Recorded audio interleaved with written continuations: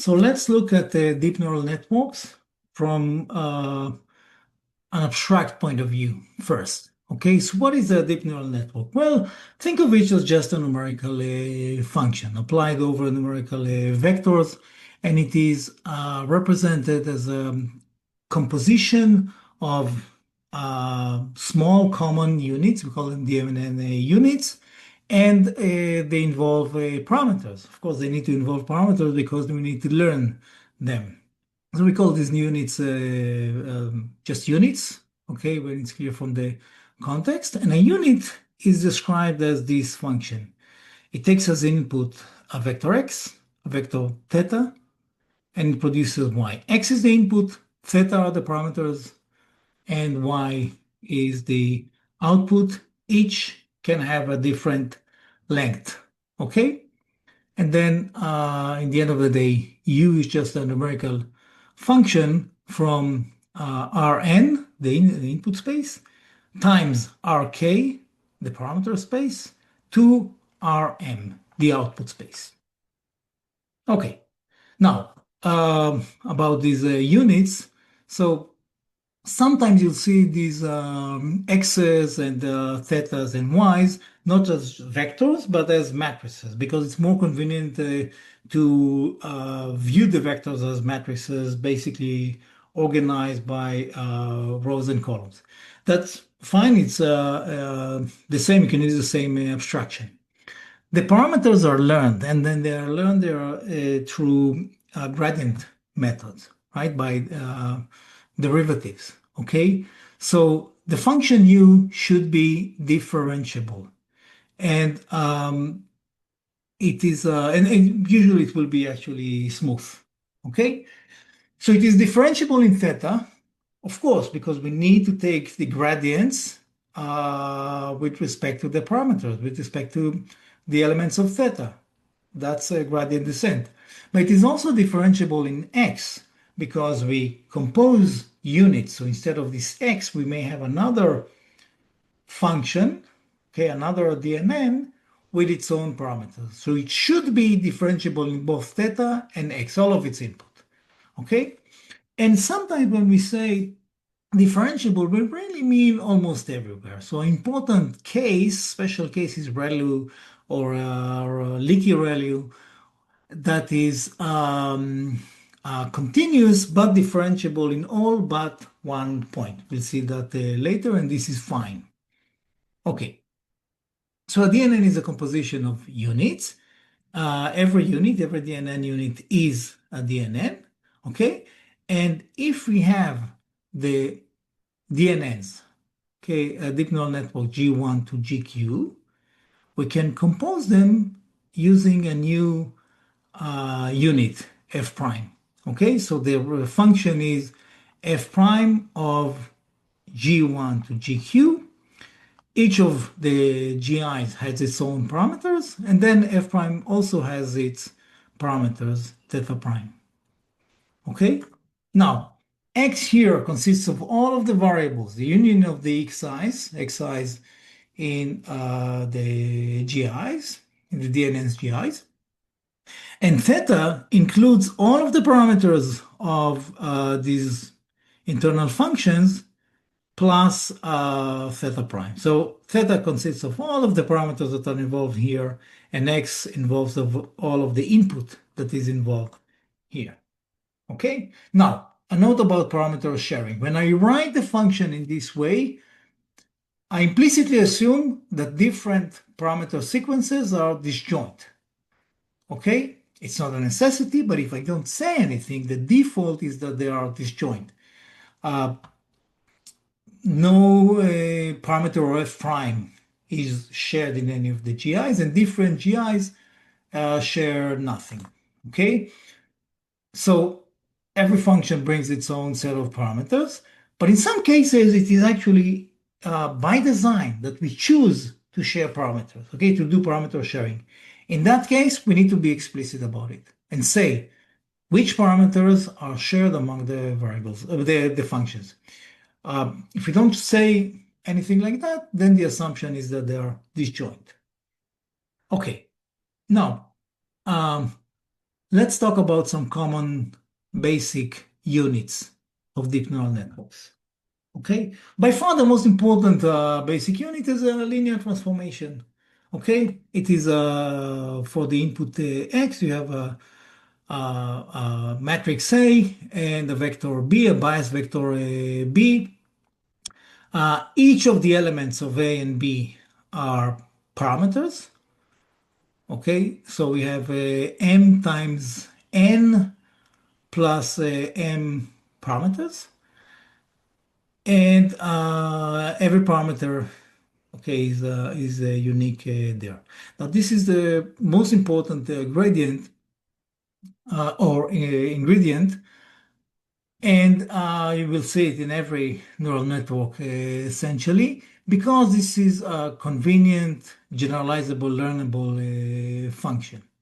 Okay. Um, in addition to the linear unit, you will have all sorts of nonlinear units to complement the linear transformation. For example, it is common to see as the decision layer, okay, a softmax. Softmax is a very convenient function. It takes as a input a sequence of numbers, n numbers, and it produces a nice, smooth probability distribution from these numbers. Okay? Why so? Because you take the exponent, you get a positive number. Okay? It is monotonic in the xi, in the number. Uh, and then you normalize. Okay? So the result is that you get n positive numbers and they sum up to 1. Okay? A very convenient, very common way of making a decision from deep neural network. Okay. Other activation units or nonlinear units. So the activations are nonlinear units that are typically applied element-wise. Okay. These are functions from R to R. Okay, so when I have an activation phi and I apply it to a vector z1 to zn, the meaning is really that I apply phi to each zi separately. Okay, and it is often the case that what you see in the deep neural network is a linear combination of things, followed or in between you have the activations, okay, the nonlinear activations. And in the end, you may have softmax. Okay. Now, do realize that these are not there for no reason. There is an important reason for that. For one, think that if all of your units are linear, then in the end, what you get is really just a linear function. So in terms of expressiveness, you do not go beyond the traditional models like SVM and logistic regression. Okay. Uh, so these are important. Some important functions. ReLU is identity when x is positive and 0 when x is negative. So it really eliminates the negative values. It is monotonic. And you see in the negative area, the gradient is 0. Okay, and it might introduce issues to learning. So in some cases, um, instead of ReLU, we use the leaky ReLU that doesn't fully eliminate the negative part, but multiplies it by some, say, small factor alpha. So it really diminishes the negative part. We'll see later why the ReLU function is actually not so arbitrary, why it is an important function. The hyperbolic tangent and sigmoid have some nice, useful, important properties of behaving somehow like sine, in the sense that they are monotonic. In the far negative values, it is converging to -1 in the case of a tangent. right? Because this part is close to zero and the dominant part is really this one.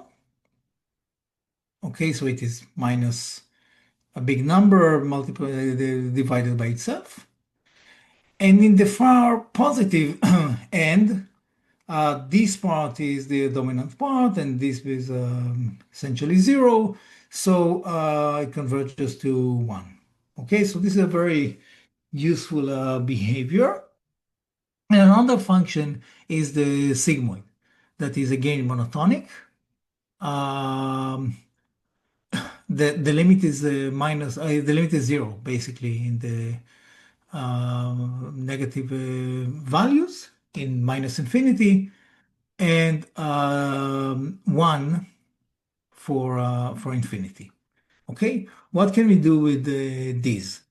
So again, we want to simulate in many cases the sine function. The sine function is impossible to learn through gradient methods because it is not continuous, not differentiable, and it basically boils down to discrete optimization, okay, which is often infeasible. So we want to avoid discrete optimization and do things at the numerical level, do numerical optimization.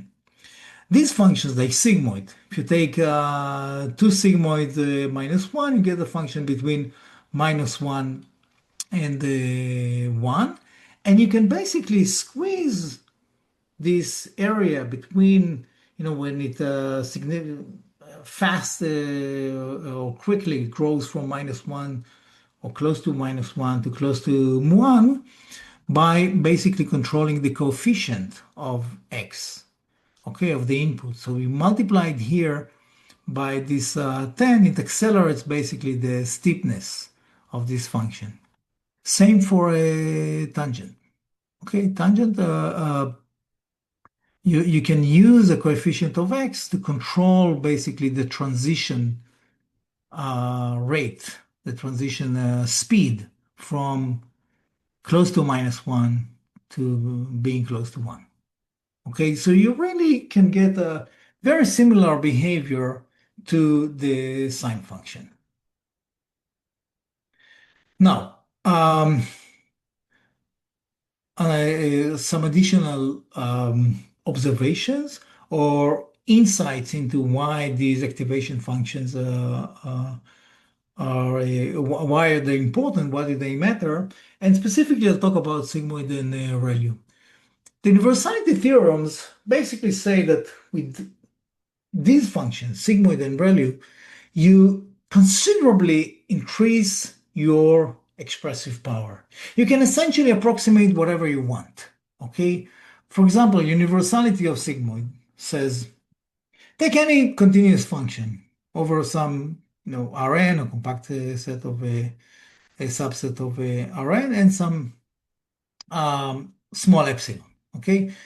Given this small epsilon, I can find a function that is close to f at every point at most epsilon, and it has this very limited form of being a linear transformation, bx plus b, followed by sigmoid activation, and then another linear layer. Okay, so this, the addition of sigmoid really gives us a lot of expressive power, a lot of strength. Similar universality theorem for ReLU. You take an integrable function f over Rn, and some epsilon for your distance, and you can build just using linear and ReLU components, okay, linear transformations and ReLU activations, a function g that is close to f in the sense that if we take the absolute difference, L1 difference between f and g, and you take the integral of that, what you get is at most epsilon. Okay, so again, you can be as close as you want to this function f, just with the addition of ReLU to the linear functions. Okay? Now, do realize that the universality functions do not mean that we can learn every function, or that if you give enough epochs to a learning library, then it can fit to whatever data that it has. Okay, because there are other practical limitations of this. There's a limitation on the way that we apply learning in these of our functions. Okay, it does say that these activation functions, ReLU and sigmoid, drastically increase the expressive power of the linear models. It does say that the choice even in retrospective, the choice of ReLU of sigmoid is not arbitrary. It turns out to be not arbitrary.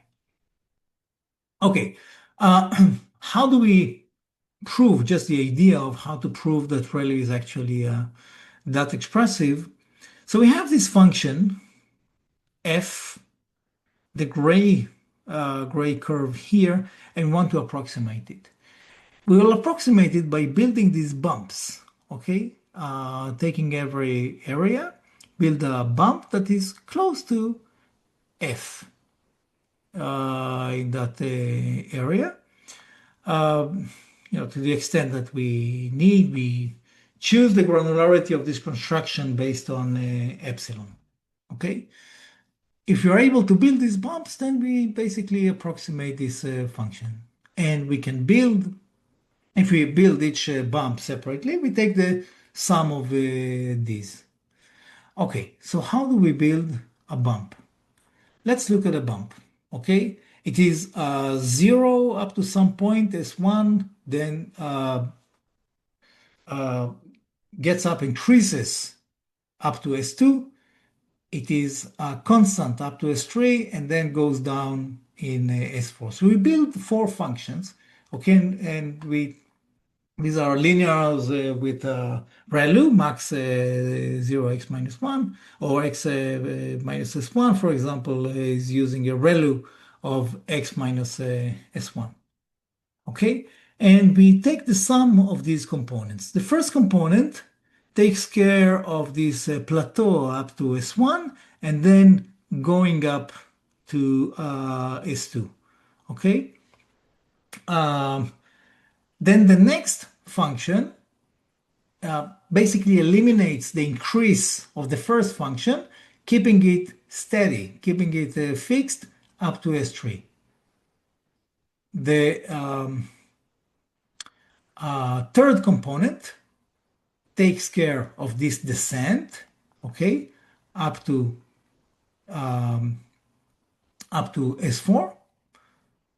And the last one, again, stops this decrease from S4 on. That's the way we construct a bump.